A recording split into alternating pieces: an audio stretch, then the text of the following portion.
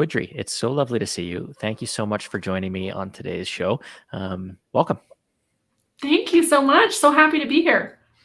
Yeah, why don't we start? I'd like to start with just enough background so that people can meet you. People who are listening to this who don't know who you are, where you're from, and what you do. Can you give us the short version of that, or whatever version works to kind of situate us into who is Woodrie and why is Jeff talking to her? Yeah, absolutely. So a little bit about my background. I came from the tech industry, and when I was in my 20s, I worked some crazy hours and was never really good at finding my sense of sanity and sense of self in the work that I did.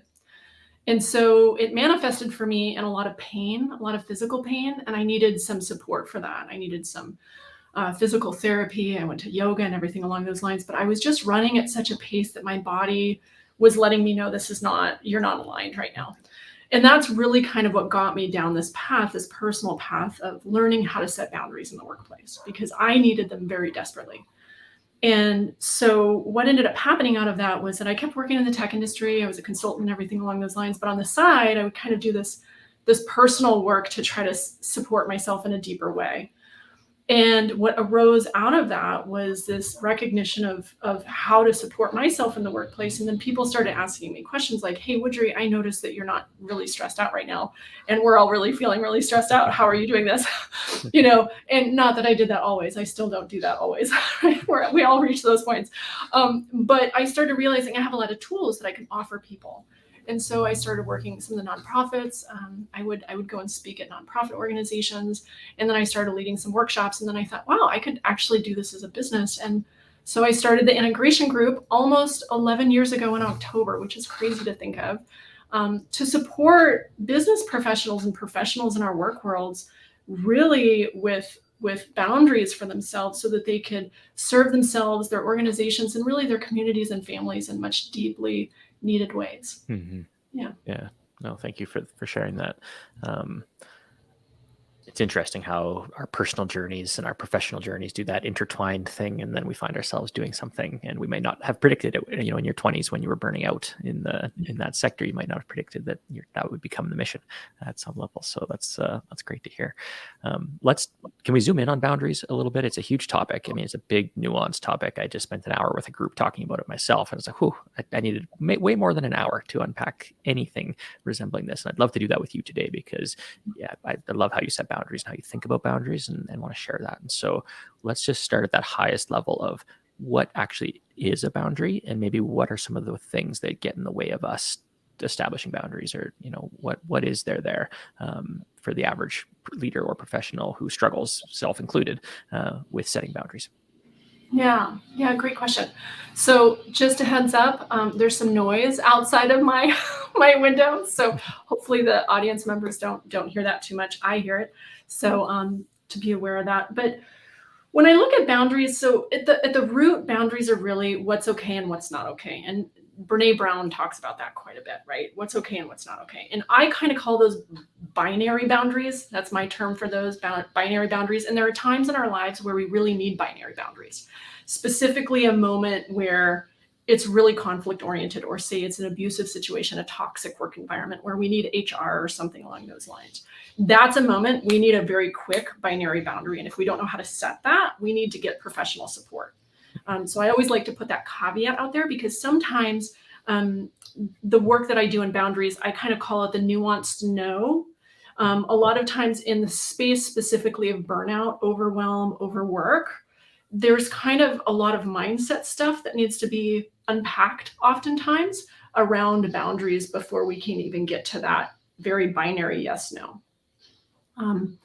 One of the things that I find oftentimes working with people around boundaries is the first thing that's really supportive for people is to understand the difference between a boundary and a limit. Oftentimes the work that I've done, and I've asked tons of people, how many people have been formally trained in boundaries? Almost no one. We're not taught this in business school. We're not taught this on the job. Most of us personally have never had that kind of background. So understanding the difference between a boundary and a limit is for me, it's step one. So a boundary is really that point that marks the area of a limit. So a limit is that point that something can't go beyond it. And the important thing to recognize about limits is we all have them, whether it's a physical limit, a mental limit, an emotional limit. There's tons of limits out there. But if we hit a limit, there's nothing inherently wrong or bad about that limit. It just is. It's just something to be aware of. And the more we understand our limits, the more we can understand the boundaries that we need to set around those. So I find that those two pieces are really important to understand, the difference between a limit versus a boundary. And that's kind of step one of definitions. Mm-hmm. I appreciate that. What happens when you hit a limit, or what happens for you? How do you know you've hit a limit? Right? Is there like, what are those, like, I think I know, but I'm curious, like how do you know that you've hit a limit? Yeah. So it's different for all of us, and it kind of shows up based on our own personal triggers, our own personal history, how we process things. That's been my experience. So for me, I know I'm getting really close to a limit. So for example, let's say I'm hitting an emotional limit. An emotional limit, maybe it starts off with a little bit of frustration. And then I get a little bit more frustrated. Let's say I've had a really rough Tuesday, a really rough Wednesday, back-to-back meetings, some chaos, maybe some crisis or some conflict-oriented meetings, something along those lines. And then I come home and I hit my limit, and my limit looks like this. I come home, the dog's barking, kids are crying, husband, hasn't started dinner because he had a really long day too, and I just lose it. I lose my stuff, and I get angry, and that vocalizes, that's my limit. Limits are usually a little bit painful, not always, but often. They're usually risky. They're unpredictable. There's so many variables at play in that moment. So that's one example. Another limit would be, for example, if I'm at a really, really long conference, let's say it's a 3-day training conference, and I'm going back to back training sessions. And by Friday evening, I am spent. I can't handle anything else. I can't put anything else in the brain. If I go home and watch Netflix that night, it's going to be a comedy. It's going to be something really mindless, so that I can put something in my brain that doesn't require any effort, no more effort. That's kind of that mental fog, or fatigue is that mental limit. So those are kind of some of the telltale signs I'm approaching that limit and when I hit it. Yeah, that's helpful for sure. Let's talk then about boundaries, because it seems to me that from that perspective is that boundaries are meant to prevent us from hitting limits, or to protect us from the negative consequences of hitting a limit. And one thing that I've noticed about myself, and I think we've talked about this before, I've heard you talk about this, is we tend to set boundaries reactively after we hit limits, right? It's after you lose it on the kids and the husband and the dog, or it's after that you realize I should take some breaks in the conference because now I'm totally mentally fried. Why do we do that reactively? What gets in the way of us being proactive with our boundary setting? Well, I think there's multiple, for me personally, there's multiple facets to it. One, and I'm going to take the context of that question specifically in a work environment, if that's okay. Sure. So within a work environment, our work worlds are organized oftentimes where we're running very fast. We're usually on a very fast-paced clip, right? We're going quick, or maybe a little bit of a hamster on a wheel, and we go and we go and we go and we go. So in order to set boundaries effectively where we haven't hit our limit first, ideally we set them a little bit in advance so that we don't hit that limit. In order to do that effectively, I need to be aware that I'm approaching a limit. And it's that awareness piece that I think we oftentimes miss because we're moving at such a rapid pace. And so I think, I just did a newsletter on this: time, space, and quiet. We have not figured out in our work worlds how to incorporate time, space, or quiet. And as a result of that, we run so fast that we hit our limits constantly. Sometimes we don't even know we hit them, and until we hit the aftermath of it, right? And we see this in burnout. We see this with employee dissatisfaction. We see this with quiet quitting. We see this with the Great Resignation. We see this with all of the increase in health challenges that we're seeing across the board. International Labor Organization talks a lot about this. Anything over 48 hours or more is excessively long work hours. 55 hours or more consistently a week really drastically increases your chances for heart attack and stroke. A lot of the professionals I work with are working 60, 65-hour weeks constantly. So these are all stats that we can be aware of, and creating and claiming that time, space, and quiet is really that first step to build some awareness around the need for a boundary.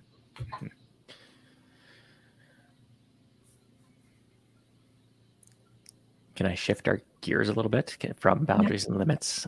I mean, Yeah. of course I can. I'm the host, and so I just get to ask you the questions and put you on the spot to respond to Perfect. things. So here we go. Self-care versus boundaries. What's that relationship like? I have a kind of a love-hate relationship with self-care, even just as a concept, because I see how it manifests in the world as very symptomatic band-aid solutions to deeper underlying structural problems. But I would love to just hear your thoughts on those two, the interplay between boundaries and self-care. I know self-care is an important piece of your model, but I think it probably looks different than the mainstream view of that. But take it from there.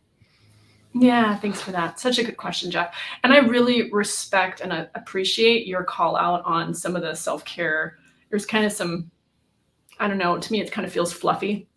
I oftentimes will tell people when I talk about self-care, I'm not talking about a bubble bath. A bubble bath is not going to address whether or not we're working 70-hour weeks, right? It feels good in the moment, but it's not going to address that, right? So I think self-care has gotten a little bit of a bad rap. And I think it's because it oftentimes is approached from that, oh, well, we just need to take care of ourselves a little bit more, which there is some truth there. We can't just push that aside, and because there's truth to that. Mm-hmm. For me, self-care is really about energy. So how am I tending to my energy levels during the day? And for me, my experience with boundaries, and especially the model that we utilize, which I know you know, but just for individuals who may not be familiar with it, the model that we use for boundaries is energy plus choice equals power. Or another way I like to look at that is self-care plus awareness equals boundaries. It's putting those two pieces together to create the awareness of how to set a boundary. When those two pieces are strong, the self-care and awareness, or the energy and the choice, boundaries automatically arise out of that space. It becomes really clear when my energy levels are strong and I recognize and I have access to all of my choices. So going back to that self-care piece, for me, it's about how do I tend to myself and how do I honor the needs that I have to meet the needs of the moment, of which I am a part of. I'm not separate from the needs of those that moment. I'm part of it.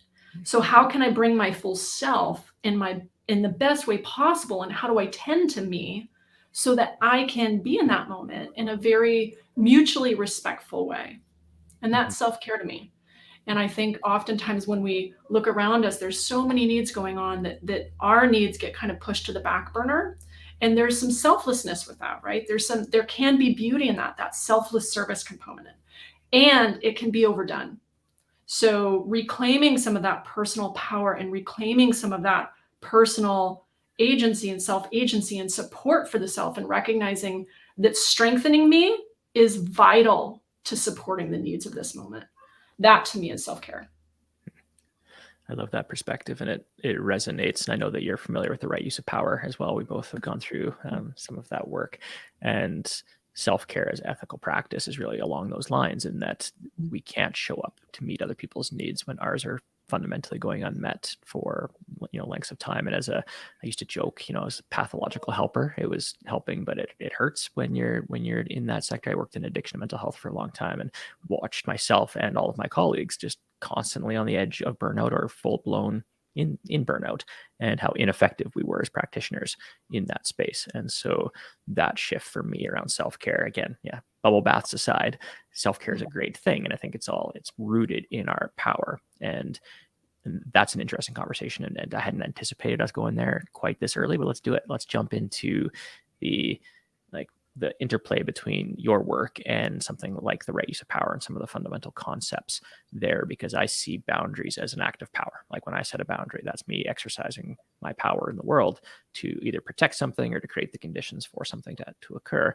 What are your thoughts, or what are your, it's a super broad question, and take it wherever you want, but power and boundaries, power and self-care, power, and how does it fit this notion? Oh, so much. It's such a rich conversation, right? We could have hours of this. I oftentimes will say in the trainings and workshops that I connect with individuals, I'll oftentimes say, you can't have a conversation about boundaries without a conversation about power. They're linked, right? It's completely tied. So I have the tendency to play in the space that I work on, specifically in the personal power realm. Because for me, you have to look at the external aspects, right? You have to look at the power dynamics within an organization. all of those things as well, especially when we're dealing with work boundaries. And I know you've heard me use this phrase before. I say it all the time because we have a roof over our head to deal with and food on our plate, and making sure that those things are there. When we deal with boundaries in the workplace, it's extra hard because we're dealing with root survival issues, right? We're not only dealing with where is my professional reputation going? Where is the next opportunity? Where's the promotion? But we're also dealing with, is me setting a boundary going to get me fired? That's not an easy place to play. It's a very scary place to play. And unless we're very aware of those power dynamics in certain organizations, we can set ourselves up for failure with boundaries too. And I want to be abundantly clear with that, right? Like, there are certain situations, and I have talked with many clients on this. I've coached people through this, right? Like, there are some situations, some organizations will not support this. The corporate culture is broken. And in those situations, it still goes back to the model. The energy plus choice equals power. Self-care plus awareness equals boundaries. In those situations, we need as individuals to reclaim our personal power and give ourselves that energy and recognize that we need support on the choice side of the house or the awareness side of the house. And that can come through conversations and rich dialogue with colleagues, mentors, friends, support people, right? Finding those support people to help us reflect positively and very constructively on the real situation that we find ourselves in. Sometimes we need help in that. For me, boundaries is all about reclaiming that personal power in awareness of the external power dynamics around us. And it's a clear understanding of both. And so in order to get to that awareness, one of the reasons why I start so strongly on the self-care side of the house, I always start with self-care in the model. The reason for that is because we need energy in order to actually look at the deep work that awareness requires of us. If my clients, for example, want to dive right into the fixing problem, a lot of times I'll say, no, we're going to wait on that, right? We're going to fix that problem later. We're going to address where we're going later, not now. We need to just pause for a moment and reclaim some of that energy for ourselves, focus on that self-care so that we can apply that energy towards the hard work that oftentimes is required in those kinds of situations. Yeah, you're right. We could talk for hours about power and boundaries and the intersection. I'd love to spend. So one of the things that emerged from the conversation today with a group was around the mutuality. How do you take, because boundaries can be seen as or felt as this like guilty pleasure. It's like, I'm setting a boundary for me. It's selfish. It's like I'm saying no to other people, and therefore I'm compromising their needs or their relationships, especially when you're in a power dynamic where you're maybe on the up power side, you're the leader, or you're the helping professional, you're someone who has this deep sense of responsibility. That's a recipe, or it has been for me, is a recipe for working too much, not tending to my own energy and my own self-care. How do you help people or teams co-create boundaries? Is that a thing? How do we do that? Because that strikes me that a lot of the issues that I see in leadership and in teams is that it's a bunch of individuals trying to get their own needs met. And if we actually just talked about it together and collaborated on this process, we would be able to set expectations and boundaries much more mutually, and maybe not sacrifice our needs or their needs in pursuit of that. So I don't know what the question is there, but it's a conversation. Maybe it's a conversation starter for how do we do this together instead of trying to tackle it on our own. It's so solid, right? And a lot of the teams, I do a lot of group coaching, and we always kind of get to that stage where, okay, great, now I have some personal tools and now I want to kind of set my boundaries, but me setting my boundary is going to impact this other person's agenda and goal, right? And it's tricky. It's not easy.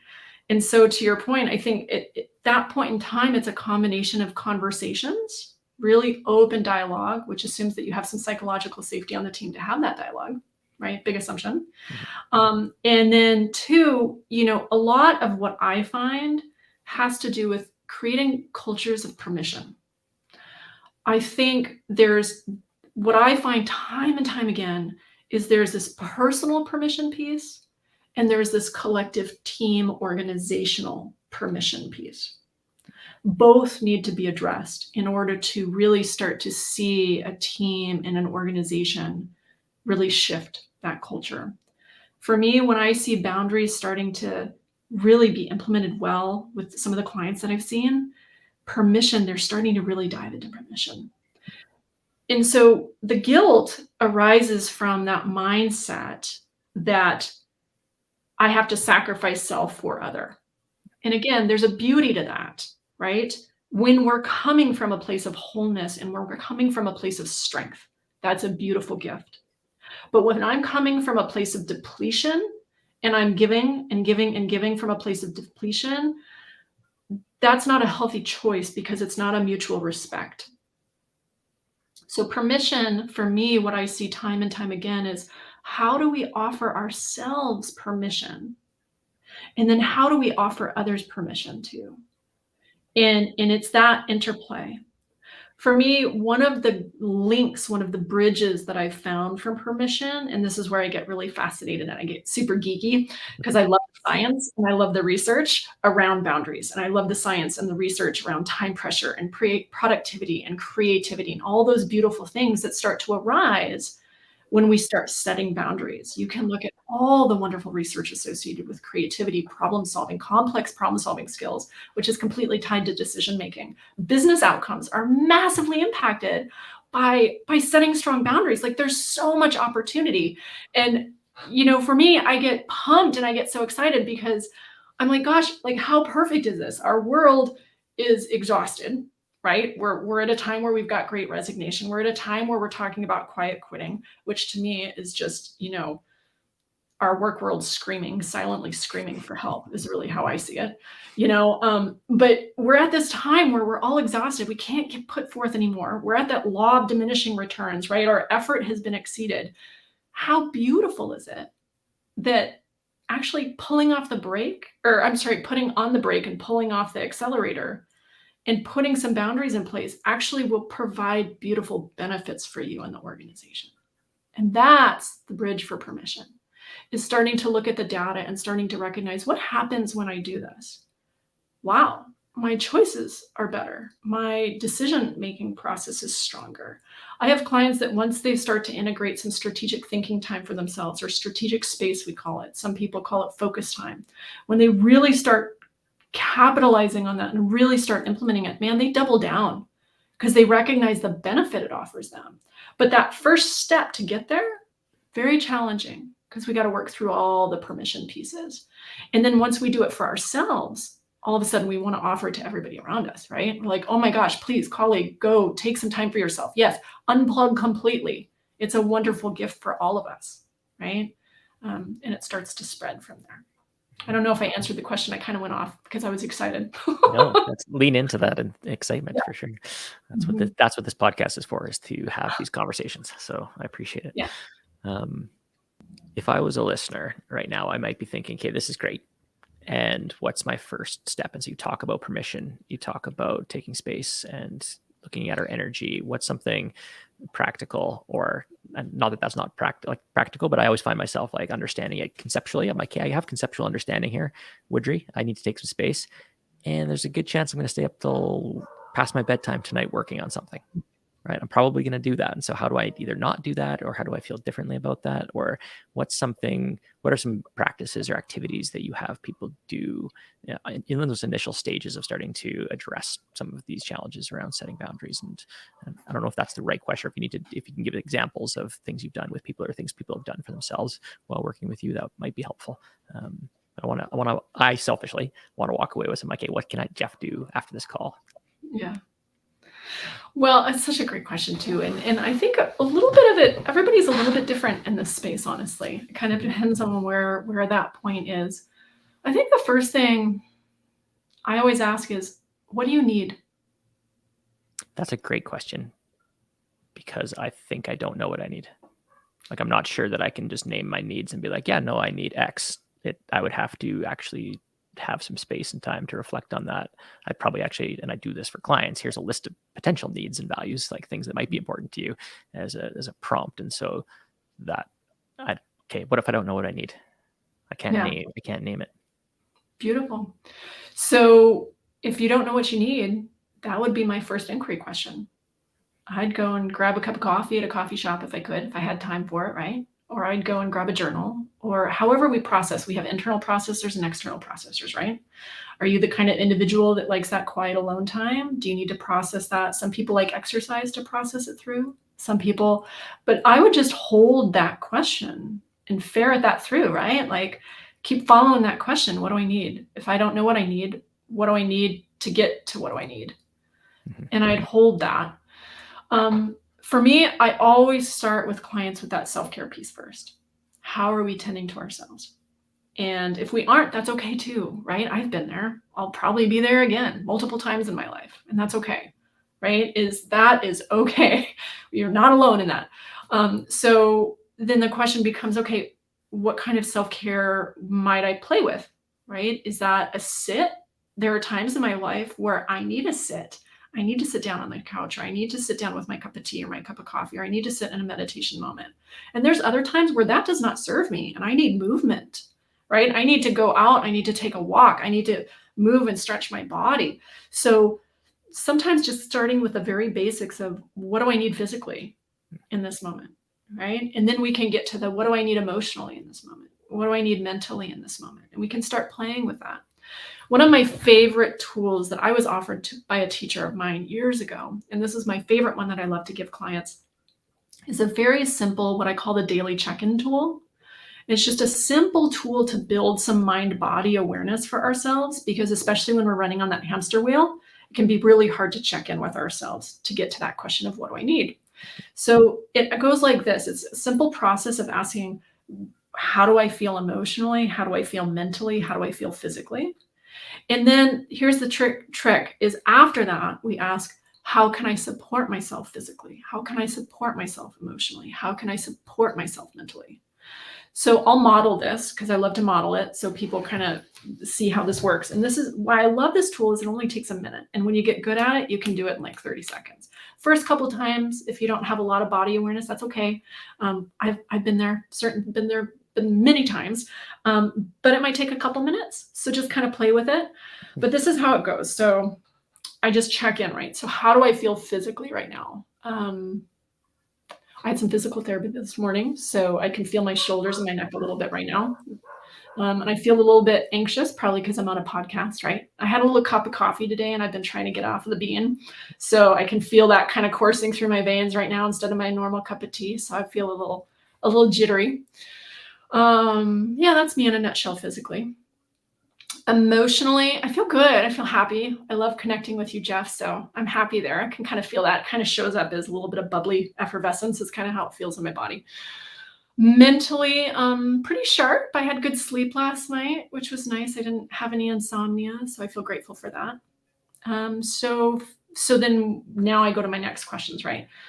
What can I do to support myself? Well, I don't really need anything mentally. I feel pretty sharp there. Maybe continue to support my sleep in the evening, not have coffee afternoon, that's for sure. Emotionally, how can I support myself? I don't really need anything. I'm happy. And then physically, I think after this, getting a little bit of movement and some walking for my shoulders would support me. So that's that modeling and that process. It's a great tool. And the consistent practice of that over time can build great body awareness. So it kind of captures both that self-care piece and the awareness piece, which is what I love. Thank you for that. That is a gift, and I'm grateful for it. I'm not, I don't tend to, I tend to live up here. And so for those who are listening, I'm like shoulders up, I tend to live in my head. And so mentally, I'm probably connected usually with where I'm at, but physically and emotionally, probably that's the journey, at least for me. Yeah. And I guess it points to this idea of boundary setting and self-care and these things as being practices, not as being like the actual activity itself. It matters less than the practice that gives rise to that activity. It goes back to your bubble bath analogy. And I used to joke, and it was only half a joke, that addiction, like substance use, is actually just like really, really effective self-care. Right? If I have so much pain and stress in my life that I can't cope, then alcohol, marijuana, insert your drug of choice, does a great job of alleviating that in the short term. And so and I see that like addictive behavior, addictive patterns, like broadly in society. You can't work in addiction and leave that field and not look at society and be like, oh, we've got some generally addictive tendencies. And I can see that even with some of the self-care things that are out there. It's like, again, it's that work 70 hours, get lots of pain and drama, and then go take care of yourself briefly to alleviate that temporary solution. And I think that that's what I'm most excited about when I talk to you. It's like we go a layer deeper than the temporary solutions, the band-aids approaches, and we think about it as a practice. And so again, this is me asking long questions. So thank you, listener, for forgiving me and going on tangents. Practices. So that's one practice you have, which is the daily self-check-in. What other practices have you noticed been helpful for clients or that you've incorporated into your own life and work? Yeah, thanks, Jeff. I'll circle back to one more practice. I'll give myself a little bit of time to figure out what I want to share. Sure. Because you said something that I really want to hone in on, and this might kind of answer both questions. I love how you brought up that short-term kind of band-aid solution versus a really long-term solid practice and strategy that really starts to shift things, right? We really start to see shifts versus the short-term patch that just kind of repeats itself and the cycle repeats. So thank you for that. And I also really love that you bring up the addiction piece, because we see that in work, right? It's workaholism. And I think it's so rampant, we don't even recognize it around us. So thank you for bringing that up. This is the piece I want to make sure I emphasize, because this is a piece that I find people kind of get stuck on. And I did this for myself for years. When I first started doing self-care, I was in that exact point that you were talking about. I would go work crazy hours, and then I would have some self-care and I'd feel so good. It would be like, oh, I feel so blissed out. And then I go right back in. And then I would, this feels so good. This massage feels good, or this yoga class, or, this weekend workshop, I feel great. And so I was like a ping pong, right? I was going back and forth and back and forth and back and forth. And it took me so long to realize what I was really missing was that I needed to learn how to apply that energy that I was cultivating towards the awareness.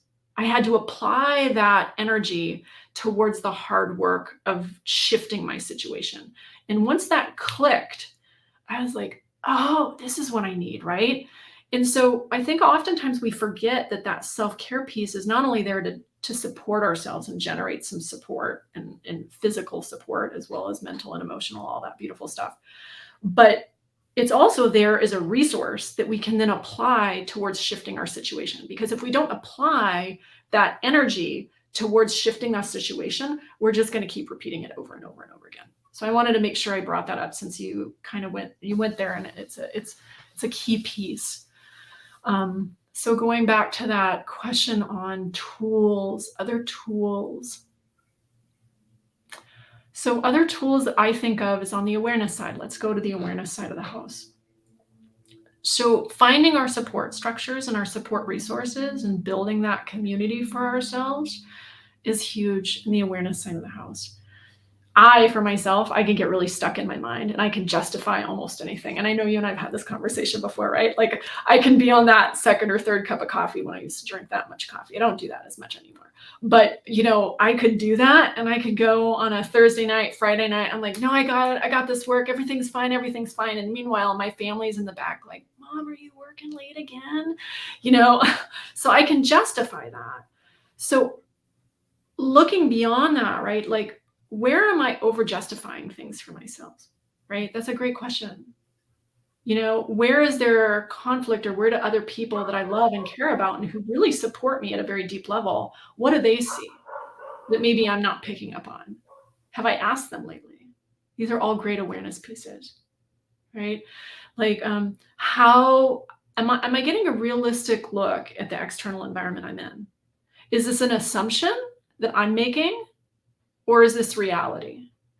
All of those introspection and all of those external reflection points need to be validated and verified, right? Especially in the work boundary realm, as we work in that space. So finding tools for that, journaling can be a wonderful thing. Working with coaches, mentors, facilitators is wonderful, right?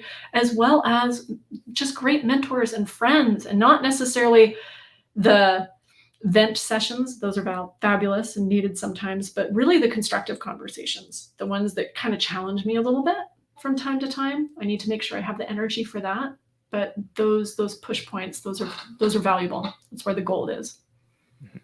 No, I love that. And you're your comment about feedback, it's a right use of power.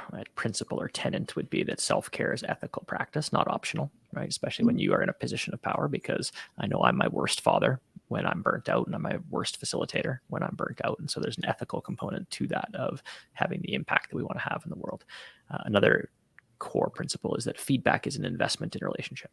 And you mentioned feedback, and that can be tough, I think, for a lot of us, because sometimes feedback does come in the pinchy kind, or the punchy, or the constructive version. But it's really important, I think, that, and so maybe this might be a conversation for us to have, is how do we, especially when we're in kind of burnout mode or we're in fast-paced mode. I know that I miss feedback, and because we often think, I think feedback is, well, someone's going to come to me and deliver a nice package of feedback that I can then take and it makes super clear sense. Sometimes feedback is my son not asking me to tuck him in at night because he knows that mom's going to have more patience with him, and he's going to have a 5-minute conversation about his day instead of hey, good night, buddy, pat on the head and turn the light out on my way out the door. That's feedback. When you get attuned to feedback, you start to see those things, but you miss or at least I miss them. Thoughts on feedback, and how can we have a better filter for it, or be more attuned to feedback in our life when the normal seems to be this hamster wheel, rat race, fast-paced burnout? We're submerged in that culture. What are some of those signals or feedback that we might get, or that you've gotten, that have made a difference for you? Yeah, so good. Thanks, Jeff.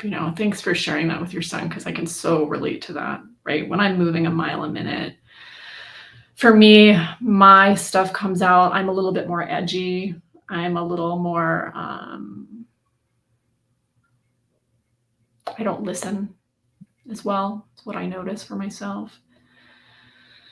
But that takes a certain level of self-awareness and energy just to know that about yourself. And so how do you know you're not listening well? Or what signals or feedback, if any, do you get? I guess I'm exploring the self-awareness is great if you have the energy and the space and the time and those things and the abilities to be introspective. I see a lot of clients, and I know myself, I get into that space of I'm actually not that self-aware right now. And so I need help with that. Yeah. I need somebody else I need to enlist some support. So how do we do that around boundary setting? Maybe that's the underlying question, is how do we enlist other people into supporting our boundary setting? Yeah. A couple thoughts come to my mind in that space. One, I'm going to go back to your feedback question, then I'll circle around on how to enlist help in that space. So one, when I need external feedback, or when I'm not listening to that external feedback, for me, it's my internal feedback mechanisms will show me how well I'm listening externally. So that daily check-in tool is beautiful for that. Right? Because if I'm not connected here, I'm not connected there, no matter how much I think I am. Right? And the more I practice that, the more I practice these skills, the more I recognize that. One of the things that I think of for myself, if I'm going to listen externally and take more information in, and I really noticed this. I was just having a conversation with a friend of mine. The pandemic taught me a lot about myself and the world and everything along, like everybody, right? But one of the things I really noticed with the pandemic is I didn't read, which is very abnormal for me. But I literally could not put anything else in my brain. I was just on a hard no. For almost 2 years, I did not read, I'd have 3 books in my bed easily, pre-COVID. And so I bring that up is a little bit of awareness piece, right? What can we handle? What can't we handle? Where's that limit? Again, no right, wrong, no judgment on it. Right? There's nothing wrong with that. Sometimes it shifts, sometimes things adjust, right? But building that self-awareness for me comes back to the self-care piece. So it's always self-care plus awareness, energy plus choice, right? So the self-care piece is first. The more I tend to myself, the more I can be aware of what's going on in me. If I miss that self-care piece, that awareness piece is going to be hindered too. So for me, it always comes back down to that self-care piece. Now, coming kind of full circle on that, around to your other question on the kind of the how do we really foster support structures that honor that? It gets back into that. For me, it gets back into this concept of mutual respect, mutual meeting. So for me, when I'm strong and centered and I'm bringing my full self to this moment, I'm standing in mutual respect with other, in this instance with you, right? And out of this, we also create like this bigger piece around us, which is the needs of the moment, right? So for me, I think of what are my needs? What are the person across from me needs? Or and that person, by the way, can also be work or office or project or whatever it is, right? Me and other, in essence, me and other. And then around that is all the needs of the moment. And I think oftentimes we enter into these moments with the assumption of, oh, well, what are the needs of this everything here? And we're not even in the equation, right? So I think in order to really, really meet those needs, bringing that full self to the moment and then articulating to people around us, hey, you know what? I really want to be present in this meeting. And in order to do that, I'm going to need to be 15 minutes late because I just walked out of this super conflict oriented moment, right? Or, hey, by the way, mommy really needs to go on a walk tonight because I had a really long, stressful day and I want to be present with you this evening before we go to bed, right? Like that's a beautiful model for our children. And, I remember my daughter, when she was around 3 years old, she would bawl her eyes out when I went on my walk. And I just went up to her and I held her little hands and I said, baby, I was like, I love you. Mommy will be right back. But mommy really needs this walk because it makes me healthy and it makes me be a really strong mommy for you. And then I'd leave. Right. And I think that that's such a gift to ourselves and a gift to them. I love that. And we could probably use parenting as the primary domain of boundary setting because it's got lots of interesting power dynamics and role and expectation setting and all of that. I know that's, it's become the arena for me in a lot of ways. I remember doing right use of power training probably about 10 years ago. And thinking, oh, this is great for my work in addictions treatment. This will be super helpful for my role as a leader, blah, blah, blah, blah. And then I walk in the door and I'm like, oh, shoot, here we go. Like, here's power dynamics. Here's boundary setting. Here's all of these things playing themselves out in these really important relationships. And a hypothesis that I have, because I think it's true for me, but I'd love to get your take on it, is that boundary setting, the more important a relationship is, the harder it is to set boundaries within. 100%. Yeah. Okay. I'm not the only one who. 100%. Yes. Okay. Yeah, absolutely. In fact, it was really funny. So this just confession on my part. I remember when I first started doing this work, I used to start saying it when I was training, and I've shifted it. But I would say, hey, a lot of times setting boundaries in a work setting is extremely challenging, right? Because you're dealing with, as I always say, right, these issues of root survival. So look for the safe spaces first. And I still say that, right? It's important to look for safe spaces. But I used to say things like personal relationships, and I realized over the years, oh my gosh, that's horrible, right? Like for myself included, it's hard in those really deeply embedded relationships. It gets challenging. And that's also the reason why for me, I keep my work on the boundary space in the work realm, because that's really my space. That's where I feel that's my boundary, right? Like I keep my work in that workspace because I feel really comfortable managing that. On the home side of the front, which obviously all of these interplay and there's so much work there, but I point to other people. Like, I don't know if you know the work of Nidra Tawwab. She is phenomenal. She wrote the book, Set Bound, or I think it's, I've got it up here on my wall. I don't know if I can see it right now, but I think it's Set Boundaries, Find Peace. I'll send you the link. Her work is fabulous. And if you are not following her on social media, oh my goodness, please do so. Her work is just brilliant. And she has these wonderful catchphrases of how to repeat things. And she's a therapist and she does great work on the relationship side of the house. So awesome. Those are a couple extra pluses. Yeah, no, thank you for that. And we'll definitely share those links with the community. Yeah.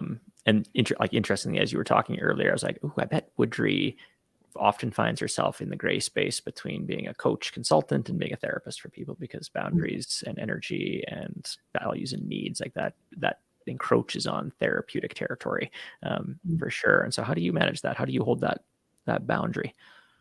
Yeah, that's a great question. I think I do it just like I did, right? Like I very clearly stay over here because this is a space I feel comfortable with, and that's how I can best serve you. Right. When we start going into this realm, I'll say, hey, that's just not my space.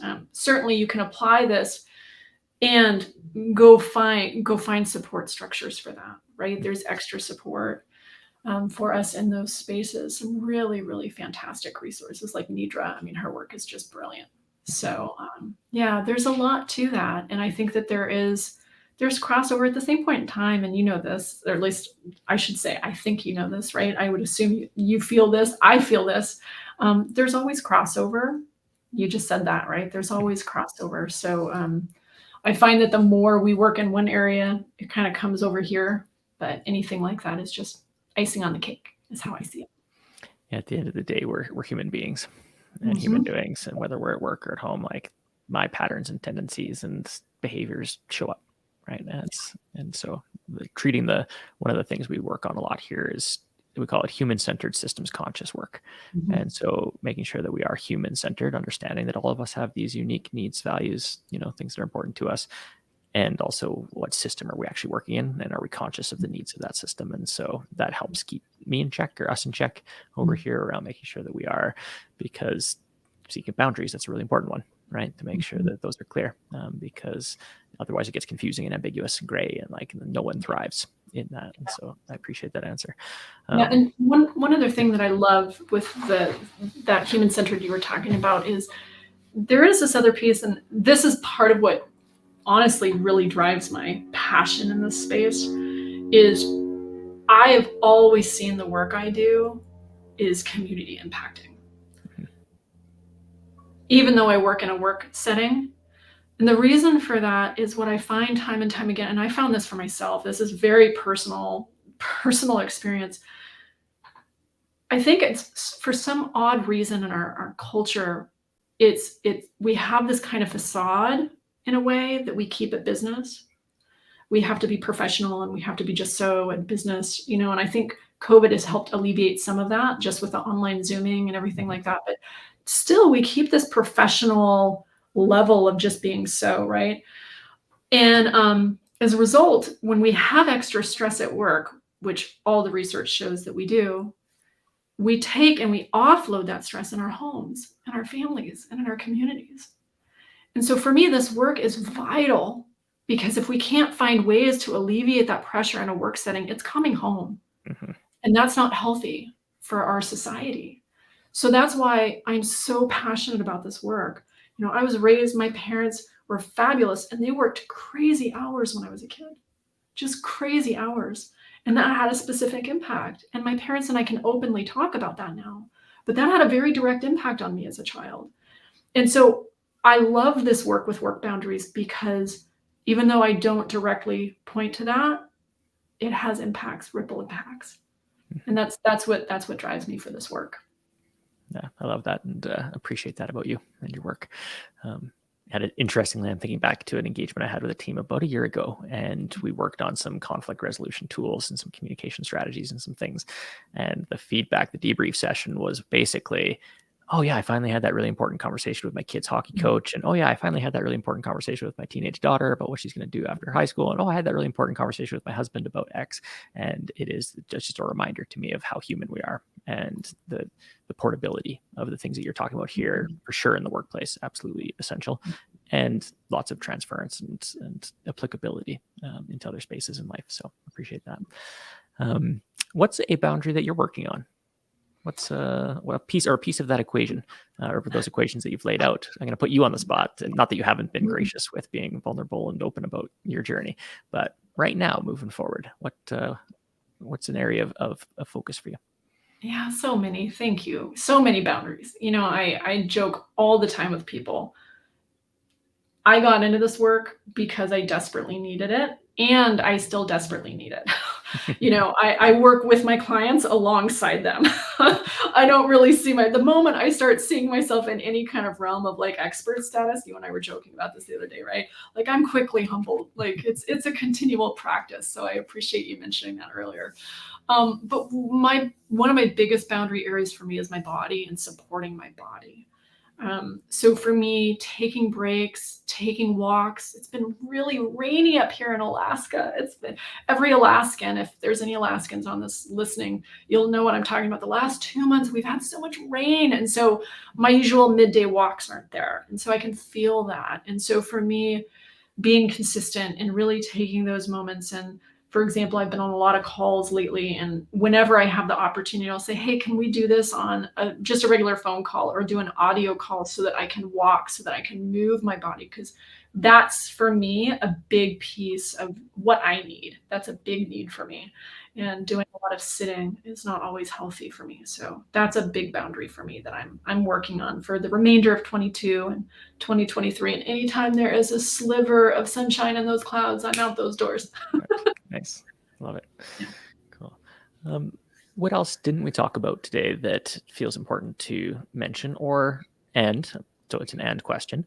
So what else should we talk about? And what's a next action step that someone listening to this can take besides checking you out? I'll have links to your website and various resources that you've kindly put out into the world to make sure that we share those as well. But what seems important to end on?